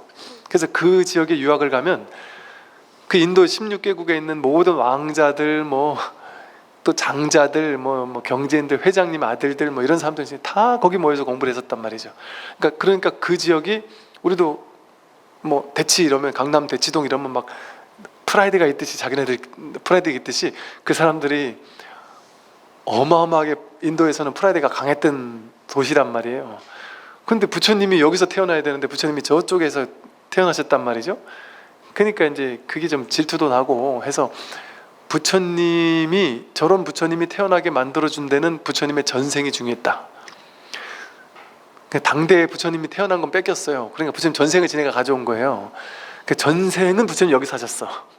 여기서 부처님이 전생에 막 온갖 뭐 인욕행을 하고 온갖 그 전생의 수행자로서 여기서 살면서 있었다. 그래가지고 그 지역에서 온갖 이야기들을 막 부처님 전생당으로 막 만들어냈는데 그 지역이 어떤 지역이라 했어요? 그리스, 로마, 이집트, 이란 뭐 온갖 문화들이 막 충돌하는 지역이어서 온갖 이야기들이 거기는 다 모이는 곳이었단 말이에요.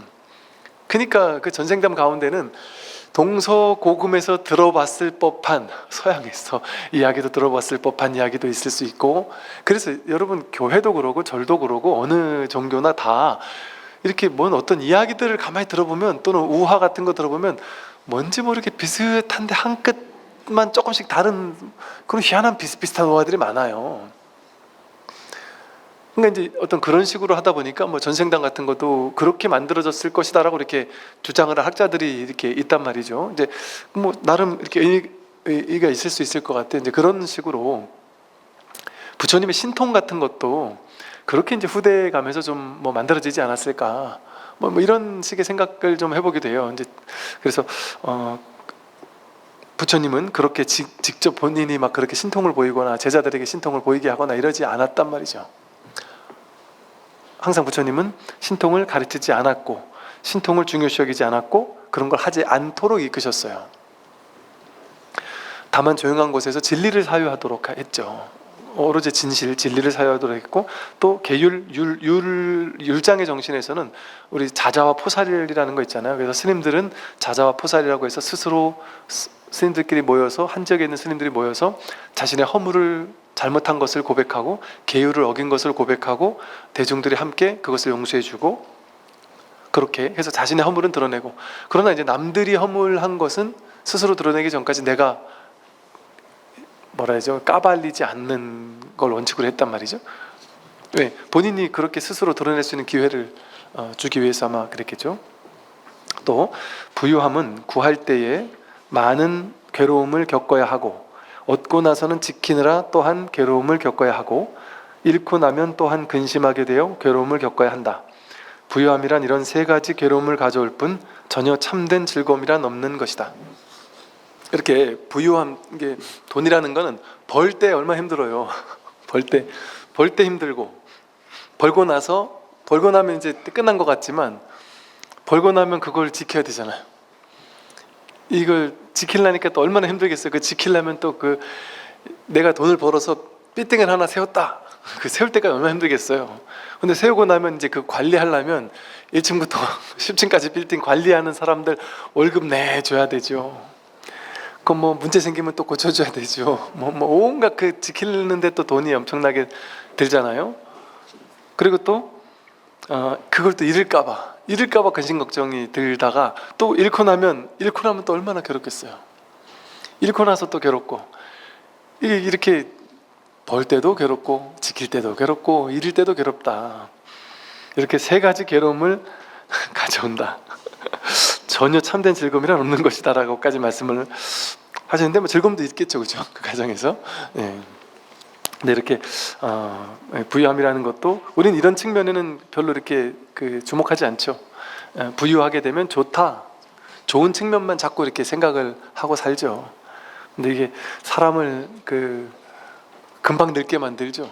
너무 그러니까 이게 이제 자연스럽게 어찌어찌 여러분, 인연 따라 자연스럽게 흘러가면요. 예를 들어 여러분 생각해 보세요. 여러분이 서울 강남에 예를 들어 한 20층 빌딩을 하나 사고 싶다. 근데 여러분 어릴 적에 강남에 20층짜리 내가 빌딩 하나 사고 싶어 이런 생각을 만약에 했다 생각해 보세요. 그러면 얼마나 말도 안 되겠어요. 속으로 생각하기에 아이고 말도 안 되지, 택도 없지, 저게 어떻게 가능하겠나, 불가능이지, 불가능, 이렇게 생각하지 않았겠냔 말이에요. 그러면 예를 들어 여러분 지금 저렇게 막 빌딩을 가지고 있고 회사를 경영하고 있고 정주영 회장이었던 뭐 우리나라 최고 가는 회장님들, 이런 분들이 어릴 때부터 그렇게 부자였냔 말이에요. 아니잖아요. 하다 보니까 그렇게 된 거 아니에요. 하다 보니까 뭐 빌 게이츠도 하다 보니까 그래 된 거가 아니겠어요? 그러니까 애초부터 그렇게 한다라는 건 그렇게 이룬 사람들이, 최고의 부를 이룬 사람들이 어릴 때부터 계획 세워가지고 부를 이룬 사람이 있었겠냔 말이에요.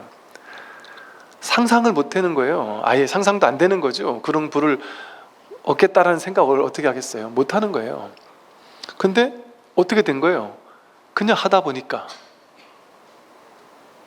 즉 될라니까 된 거죠. 인연이 될라니까 된 거예요. 그러니까 자기가 하는 게 아니라 인연이 시키는 거예요. 인연이 시키는 거. 그래서 인연에 내맡기고 나면, 그렇게 뭐 큰 부자가 된 분들은 그러대요. 자신의 인생에서 결정적으로 나를 부자로 만들어준 계기가 몇 번 있었다, 이런 식의 얘기를 하더라고요. 뭐 예를 들어 뭐 한 몇십억대 부자였다가 몇백억대 부자로 도약하는 결정적인 계기가 된 어떤 선택이 있었다. 근데 그 선택이 정말 내가 그걸 선택을 하고 싶어 한 것도 아니고 어찌어찌 하다 보니까 그 선택을 할 수밖에 없는 상황이어서 어쩔 수 없이 그 선택을 했다. 근데 그게 내 인생을 이렇게 뒤바꿀 줄은 상상도 못했다, 이러고요. 제가 군에 있을 때요, 어떤 거사님이 그래요. 군에 있으면 관사가 다 나오잖아요. 아파트가 다 나오잖아요. 그러니까 군인들은 집 산다는 생각 자체를 아예 안 하고 살아요. 아예 안 하고 살아요. 근데 어느 날 군인 장교 공짜로 집 다 주는데, 어느 날 이 거사님이 와, 스님 이거 어떻게 해야 되지? 하면서 막 고민을 얘기를 한 적이 있었어요. 뭐냐 그랬더니, 보살님이 어느 날 갑자기 뜬금없이, 정말 우리는 뜬금없다고 생각 안 할 텐데 그 군인들 생각에선 뜬금없는 거예요. 이게 왜 집이 있는데, 공짜 집이 있는데 집을 왜 사? 말도 안 되는 소리 하고 있다, 이렇게 생각하는 거예요. 그러니까 집을 사자 된다는 거예요. 집을 왜 사? 여기 집이 있는데. 근데 가는 곳마다 집 다 주는데 집을 왜 사냐고. 절대 안 된다. 그러죠. 안 된다가 했대요. 그러고 나서 또 시간이 지나서 또 사자 그랬는데 또 안 된다 그랬대요. 근데 하도 찝찝하길래 TV에서 뭐 이렇게 사도 되나 이렇게 뭐 봤더니, 뭐 그때 일본 같은 데서는 뭐 이게 왕창 망한다고 그래가지고, 아, 집을 사면 이거 뭐 10분의 1 토막이 난다, 망한다, 이런 얘기를 듣고 거봐라, 내 말이 맞지? 그래가지고 보살님한테 절대 사면 안 된다고, 죽어도 안 된다고 막 했고, 본인은 원래 강한 성격이라 보살님이 아무리 뭔 얘기를 내가 노 하면은 절대 우리 집은 내가 법이다, 그러고 살았다는 거죠. 그래서 어릴 때도, 처음 결혼하고 나서도 보살님을 엄청 힘들게 했다는 거죠. 내가 하는 말이 무조건 법이니까. 그러면 보살님은 아무리 말해도 안 된다면 안 되는 거예요. 끝이었다는 거죠. 한 7, 8년 지나가지고 만났었거든요. 그게 뭐라는지 아세요? 자기가 어느 날, 되게 독실한 불교였어요. 근데 마음 공부를 열심히 하시면서 어느 날 보니까 내가 그동안 잘못 살았구나, 내가 너무 내 고집을 가지고 살았구나, 내 집착이 너무 컸구나. 그래서 가만히 보니까 결혼한 이후로 아내가 생각한 게 맞은 게 정말 많았대요. 그런데 무조건 안 된다, 내가 옳은 건 절대 법 같아야 됐고, 우리 집안에서도 자식들한테도 나는 내 말은 법이고, 군에서도 마찬가지였거든요. 군에서도 밑에 부하들한테 토다는 거를 아주 싫어하고, 무조건 내가 하는 말은 법이래야만 되는 서양형이었단 말이죠.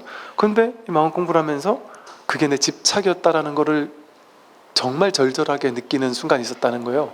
그러면서 정말 자기 자신에 대해서 너무 충격을 받을 정도로 내가 이렇게까지 나는 잘한다고 여기면서 살아왔던 그 잘한다는 부분이 나의 최악의 단점이었다라는 것을 깨닫고, 그걸 때문에 얼마나 많은 사람들이 나 때문에 힘들었을까, 그거를 깨닫게 됐고, 그러다 어느 날 보니까 가장 내 이 성격 때문에 힘들었던 사람이 아내더라는 거예요. 그래서 아내에게 정말 그동안 미안했다. 내가 정말 나 때문에 얼마나 힘들었니. 내가 정말 못할 짓 많이 했구나. 정말 당신한테 정말 미안하다. 이제는 내가 내 고집 안 비리고 어지간하면 같이 토의를 하지만 내가 어지간하면 내 고집을 버리겠다. 이렇게 얘기를 선언을 딱 했단 말이죠. 근데 그 선언을 한 지 얼마 안 돼가지고 그 보살님이 또 그 얘기를 하더래요. 집을 좀 하나, 좀 그렇게 싫으면 저 서울 외곽이라도 좋으니까 어디 집이라도 하나 이렇게 있으면 좋겠다는 얘기를 하는데, 차마 본인은 확신이 있었대요. 서울도 아니고 서울 외곽에 집을 사면 100% 이거는 100% 떨어진다. 그런데 100% 10분의 1 토막 난다, 이런 생각이 확신이 있었다는 거예요. 자기는. 그럼 자기는 그런 쪽으로 모르면서도 그냥 단편적으로 본 것만 보고 무조건 우리는 쫄딱 망한다는 생각이 있었는데, 그때 그 거사님이 어떤 생각이 있었냐면 내가 지금까지 이 사람을 이렇게 힘들게 하면서 살았는데 내가 몇 억 날리더라도 아내 말을 들어야 되겠다. 그래, 몇 억 날리고 아내 말을 듣자. 그럼 나는 각오했대요. 그거 날릴 생각하고, 아파트값이 똥값 되면 이거 날리겠지 하고 생각하고, 그래, 그래도 내가 말을 내뱉었고, 그러니까 내가 맞지만 들어주겠다 하고 사자. 그래서 샀다는 거예요. 경기도 외곽에 샀다는 거예요. 근데 그 사고 나서 2, 3년인가 지나고 나서 뭐죠 이렇게 GTX 그게 온다 해가지고 폭등을 했대요. 폭등을 했대요. 그래서 자기는 아무리 생각해도 지금도 이해할 수가 없대요. 나는 그때, 그러면서 그때 하는 말이 뭐냐면, 뒤늦게 생각해 보니까 내가 그때까지도 집착을 고집했었으면 이런 일이 없을 거 아니에요. 근데 자기가 오히려 집착을 내려놓고 오히려 이 사람 말을 마음을 열고 들어놓으니까 이런 복도 온 것 같다. 내가 옛날 같은 성격이었으면 이런 복은 절대 오지 않았을 거다. 그런 얘기를 하는 분이 있었단 말이죠. 그러니까 인생은 이게 자기 고집, 자기 생각, 이게 무조건 맞다고 느끼고 생각하고 살겠지만 알 수가 없는 거죠. 그리고 주변에서 자꾸 인연이 이렇게 한두 번도 아니고 보살님이 자꾸 이렇게 계속 얘기하고 그러면 과도하게 내 집착을 그렇게 부리지 않을 필요도 있기도 한 거예요, 편으로는. 그래서 이렇게 과도한 어떤 고집, 집착 이런 게 없으면 그냥 저절로 주어지는 거죠. 부유함이라는 거는 내가 만들어내는 게 아니에요. 그냥 인연 따라 주어지는 거지. 인연 따라 주어지게 되면 그냥 자연스럽게 주어지기도 하고 또 앗아가기도 하는 거예요. 그러니까 그럼 어떻게 하면 되겠어요? 주어지는 것도 자연스럽게 주어지다가 앗아가는 것도 자연스럽게 앗아가요. 나에게 달린 일이 아니라. 그럼 어떻게 하면 되겠어요? 노력하면 되죠. 최선을 다해서 노력은 하되 주어지면 내 인연이 이런 인연이 있구나 하고 행복을 느끼고 누리고 만끽하면 돼요. 그거 가지고 또 좋은 일 하고 좋게 쓰고 하면 돼요. 근데 마음에서 언제든 이게 떠나갈 거라는 걸 아니까 있을 때도 감사하게 쓰고, 언제 떠나갈지 모른다라는 걸 늘 알고 있으니까 그게 떠나가더라도 그렇게까지 스트레스 받을 일 없는 거예요. 마음의 준비가 돼 있단 말이죠. 떠나가면 떠나간 대로 또 즐겁게 살면 되는 거지 하고 살 수 있단 말이죠. 다음 볼게요. 술을 많이 마시면 가난해진다. 그러면서도 재물을 가벼이 여기고 사치를 좋아하여 집안을 망쳐 온갖 화를 부르게 된다. 또한 남들과 노름을 즐기고 다른 여색을 엿보게 된다. 이렇게 부정한 행동을 익혀서 달이 금음을 향해 이지려져 가듯이 타락해 가게 된다. 술은 온갖 환난의 근본이요 재앙의 근원이다. 술은 독 중의 독이요 병 중에서도 고질병이다. 술은 날카로운 도끼와 같아 착한 마음을 손상시키고 괴로움을 부른다. 술을 좋아하는 자는 부끄러움도 몰라 남의 경멸을 받게 된다. 그러므로 술을 마실 때는 언제나 절제하는 마음을 가져야 한다. 한번 잘 읽어보셔요. 술을 많이 마시면 가난해진다고 하네요. 그리고 또 사치를 좋아하기도 하고 또 집안을 망치게 하기도 하고, 그 술이라는 것이 뭐랄까 이제 절대악, 절대선 이럴 수 없죠. 술이 어떻게 절대악일 수가 있겠어요. 그 이제 이게 발효된 차가 이제 즙 같은 게 이제 발효가 되잖아요. 이렇게 뭐 솔잎차 같은 거 보면 이렇게 나중에 발효가 되기 직전까지는 술이 아닌데 발효가 되는 순간 이제 술이 되잖아요. 이제 저도 이제 절에서 보면 이제 어느 절에 가면 어떤 스님들이 차 한잔 하고 가라고 하는데 그냥 전 일상적인 차 한잔 하러 가는 건 줄 알았는데 어느 날인가 어느 절에 갔는데 차 한잔 하러 가라고 그래서 예 그러죠 이러고 앉았는데 이거 아주 좋은 솔차라고 그래서 그렇군요 그래서 아무리 먹어도 이게 술이에요. 설향이 막 진한 술이에요. 뭐 그런 분들 계신가 보죠. 이렇게 솔을 이렇게 발효해가지고 이렇게 드시나 보죠. 근데 부처님 당시도 이제 약간 발효해서 이렇게 드시는 경우도 있었다는 얘기가 나오거든요. 그러면 만약에 그 발효해서 술 기운이 돌기 시작한 것이 절대 악이면 도대체 언제부터가 죄고 언제부터가 선이 들어가는 걸까요? 말이 안 되잖아요. 이게 그러니까 이게 이제 서양 종교 같은 경우는 절대악, 절대선이라는 개념이 있어서 이게 절대예요. 나쁜 건 절대로 나쁜 거고 좋은 건 절대로 좋은 거지 이거 상대적으로 좋았다 나빠지는 게 아니에요. 그렇게 여긴단 말이죠. 그러니까 술이 나쁘다라고 하면 술을 입에만 대도 이게 하나님께 벌받는 죄가 되는 실제적인 죄가 딱 들어온단 말이죠. 먹기만 해도 무조건. 근데 이제 불교는 그런 종교가 아니죠. 여러분 이게 술 한 잔 마시는 게 죄가 되겠어요? 어떻게 이게 죄가 된다는 게 이게 도저히 말이 안 되지 않아요? 상식적으로 말이 안 되지 않아요? 그래서 우리 이제 군종교구에서 나온 법요집에 보면은 5개의 5번째 술 마시지 마라 이렇게 하는 걸 어느 순간 이제 바꿨어요. 술에 취하지 말라 이렇게. 술 마시지 말라니까 장병들이 5개 받으러 절에 안 오는 거예요. 수계 받는다면 자꾸 안 오는 거예요. 그래서 술에 취하지 말라. 근데 이거 합리적인 이야기죠. 그리고 이게 언뜻 생각하면 이상하지 않아요? 부처님이 해놓은 계율인데 군에 있는 스님들이 모여가지고 바꿔? 이게 말도 안 된다 생각할 수 있잖아요. 근데 그게 그럴 수 있는 게 뭐냐면 부처님부터가 당신 열반하실 때 소속에는 버려도 좋다 이렇게 얘기도 하셨고 그게 절대 진실인 게 아니에요. 계율은 그러니까 상대적으로 어떤 이 승가를 이끌고 가려고 하니까 상대적으로 그때그때 만들어진 거지 그게 뭐 절대성을 부여받고 그런 게 아니에요. 그러니까 여러분이 예를 들어 정말 하기 힘든 말을 남편에게 아내에게 혹은 어떤 친구들에게 정말 조금의 이렇게 좀 분위기 좋게 이렇게 한잔하고 기분 좋게 해서 좋은 이야기 나누고 좋게 이렇게 한다면 얼마나 좋겠어요. 그럼 문제가 되지 않겠죠. 내가 술을 먹을 때까지 문제가 되지 않겠죠. 근데 이제 이제 진짜 술이 나를 먹게 되고 내가 막 술에 끌려다니게 되고 나를 잃고 이렇게 돼버리면 그게 이제 여기서 말하듯이 온갖 환란이 되는 거죠. 우리는 다 해봐서 알잖아요.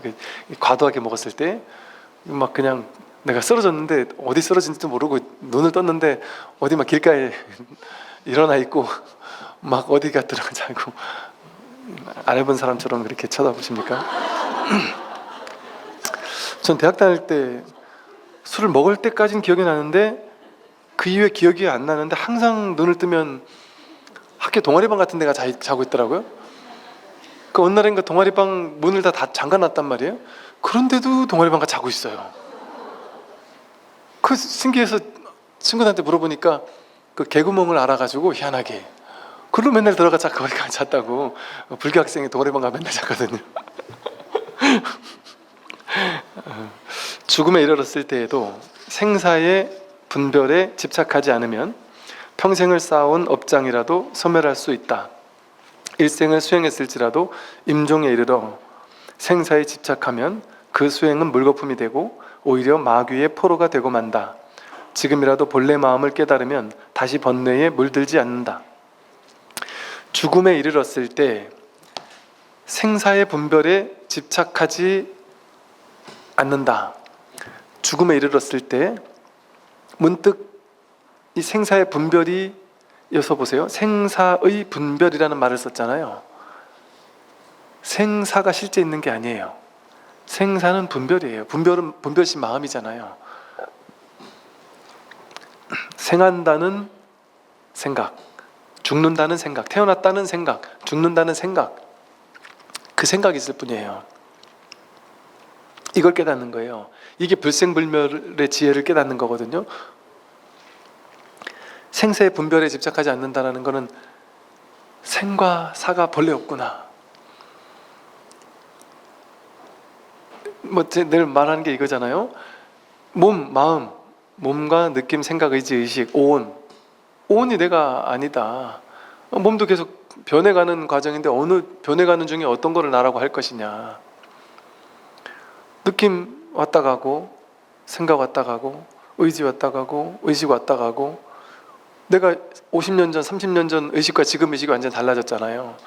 10년 전과 지금 힘들었을 때와 지금 감정이 또 다 달라졌고, 생각도 달라졌고, 몸도 달라졌고, 모든 게 다 달라졌잖아요.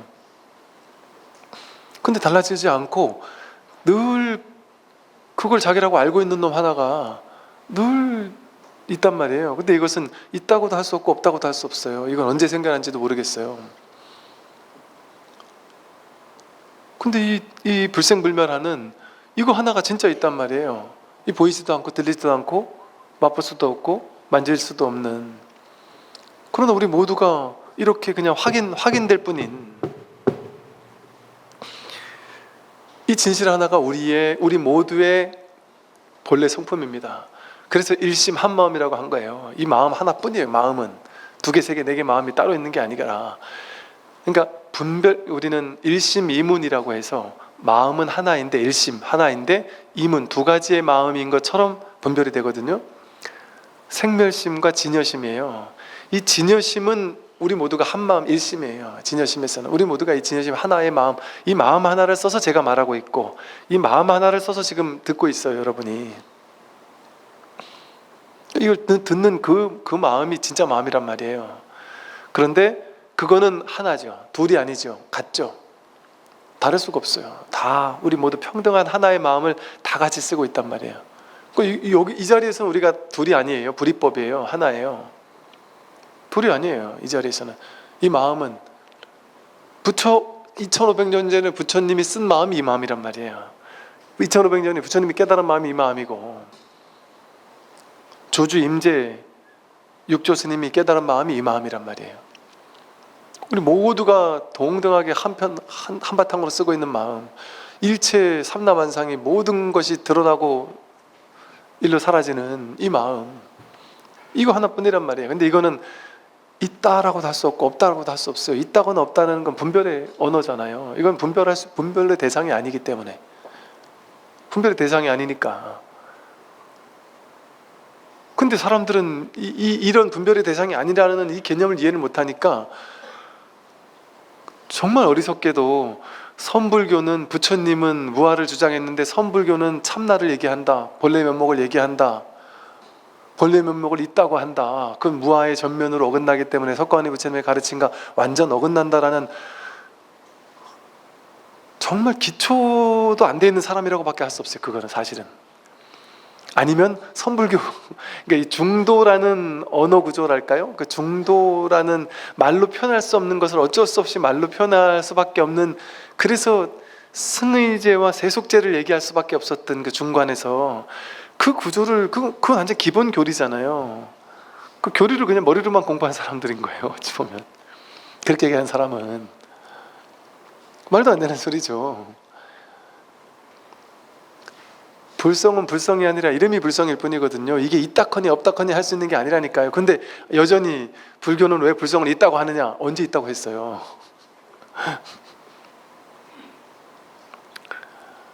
그러니까 이게 머리로만 공부를 하게 되면 이게 계속 그런 식의 오해가 생겨날 수가 있어요. 근데 선불교는 그런 게 아닙니다. 이거 있다라고 할 수 있는 뭐가 아니에요. 뭐가 있어서 이렇게 얘기를 하는 게 아니에요. 그러나 또 없다라고도 할 수 없어요. 그래서 어쩔 수 없이 이 두 측면을, 있다라는 측면, 없다라는 측면을 같이 쓰여야 되다 보니까 공적하다는 측면과 영지의 측면이 있으니까 공적 영지 시민이, 성성적적이니, 이런 식의 말들을 함께 이렇게 써버리는 거죠. 그래서 죽음이 두렵잖아요, 우리는 누구나. 그죠? 근데 이 자리를 깨닫고 난다면, 이 자리를 확인하고 난다면 그 죽음에 대한 그 근원에서 늘 깔려있던 죽음에 대한 막연한 두려움 있잖아요. 그게 사라진다니까요. 그게 두렵지가 않다니까요. 죽음이 얼마나, 여러분, 얼마나 다행스러워요.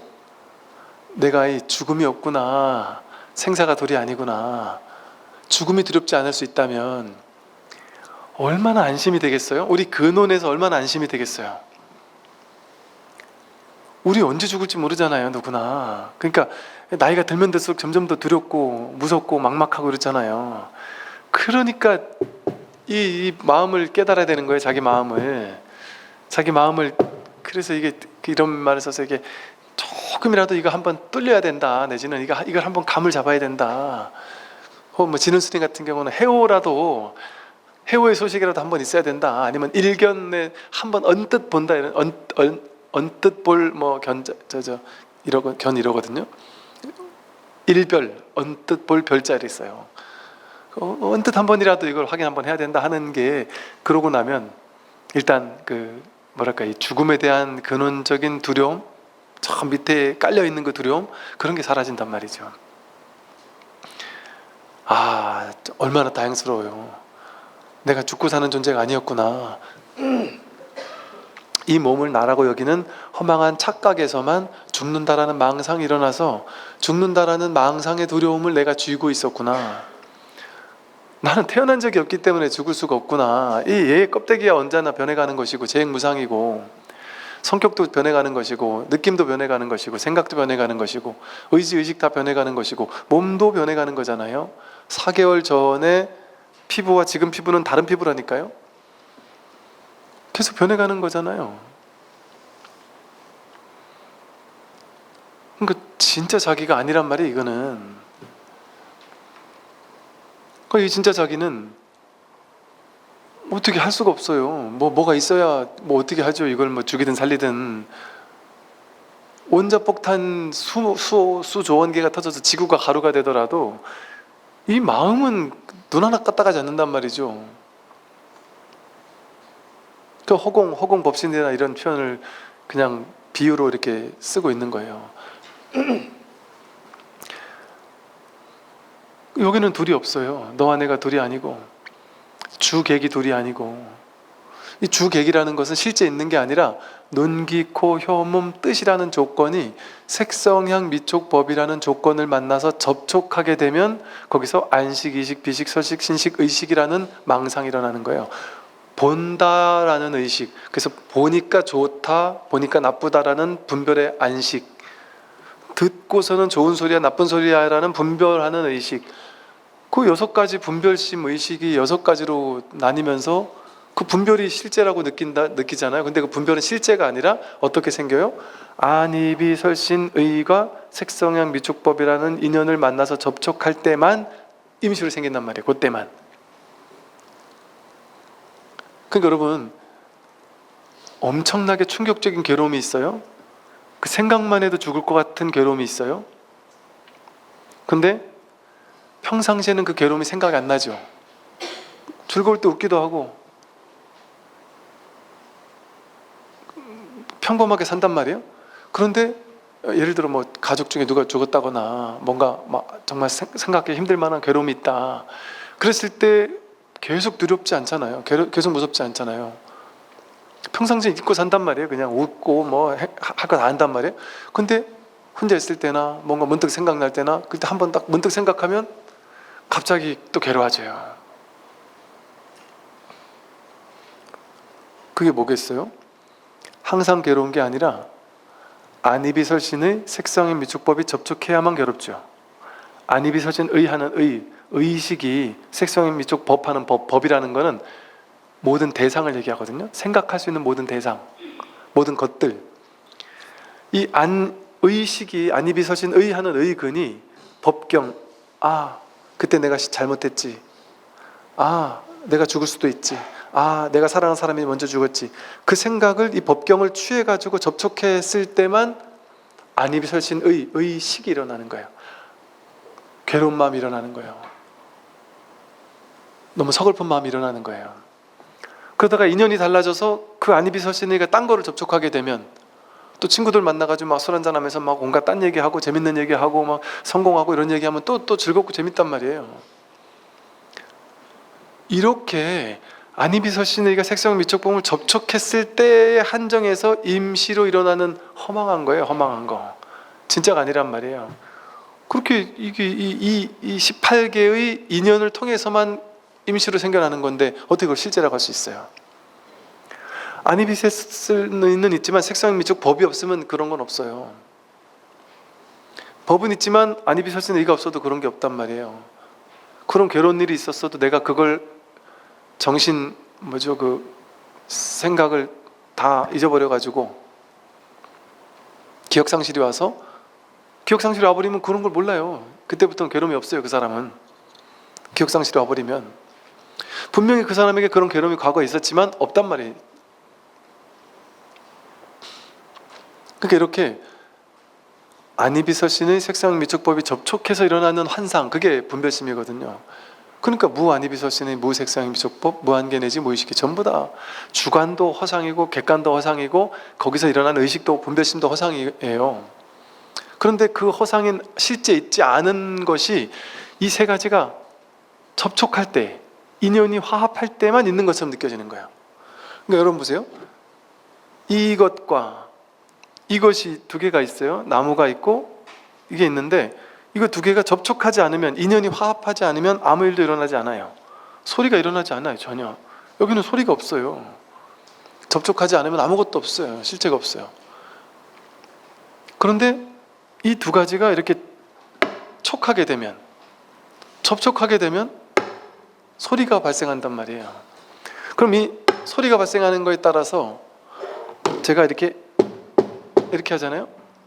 안입이 설 신근, 몸이 이거를 접촉하는 거잖아요. 신근이 이걸 딱 접촉하는 순간 소리가 난단 말이에요. 뭔가가 제3의 없던 무언가가 생겨나요. 그리고 이 소리를 대상으로 분별의식이 좋다 싫다 판단한단 말이에요. 이런 식으로 인연 따라서 일어나고 사라지는 거거든요. 세상 모든 것이 본단 인연으로 보이는 것이 생겨나요. 보는 나를 빼고 보이는 것은 없어요. 우리는 보이는 건 독자적으로 항상 있고 그걸 내가 보는 거야 이러는데 그렇지 않다니까요. 내가 볼 때 있는 거예요. 나에게 그 인연으로 나에게 그 현실이 등장한단 말이죠. 그러니까 여기는 실제가 아니죠. 비실체예요. 그래서 인연 따라 생겨나고 인연 따라 사라지는 모든 것들은 실제 있는 것이 아니에요. 그래서 연기법을 깨닫게 되면 우리 나라는 존재의 진실이 무엇인지를 깨닫게 된다. 나는 불생불멸이구나. 태어나거나 죽는 존재가 아니구나. 그걸 깨닫는 거. 그게 부활이거든요. 진정으로 살아나는 거. 이 에고의 내가 죽고 진짜 내가 살아나는 거야. 진짜 내가 누군지. 여기서 살아나는 거예요. 진짜 생명에서 살아나는 거. 그래서 아까 제가 처음에 우리 산책 얘기를 했었죠. 내가 이렇게 길을 걷고 한 발 한 발 걸을 때 이게 살아있는 거예요. 이게 살아나는 거예요. 거기 있을 때 생각과 분별망상을 내려놓고 그냥 이 한 걸음 한 걸음 거기에 있을 때 들리는 것을 그냥 들을 뿐, 그저 볼 뿐, 감촉을 느낄 뿐, 이 둘로 셋으로 쪼개지 않고 그냥 거기에 그냥 있을 때, 이 뿐 속에 있을 때, 그때 이 둘로 나뉘지 않은 이 본래의 자기가 확인된단 말이죠. 오늘은 여기까지 말씀드리겠습니다. 성공하십시오.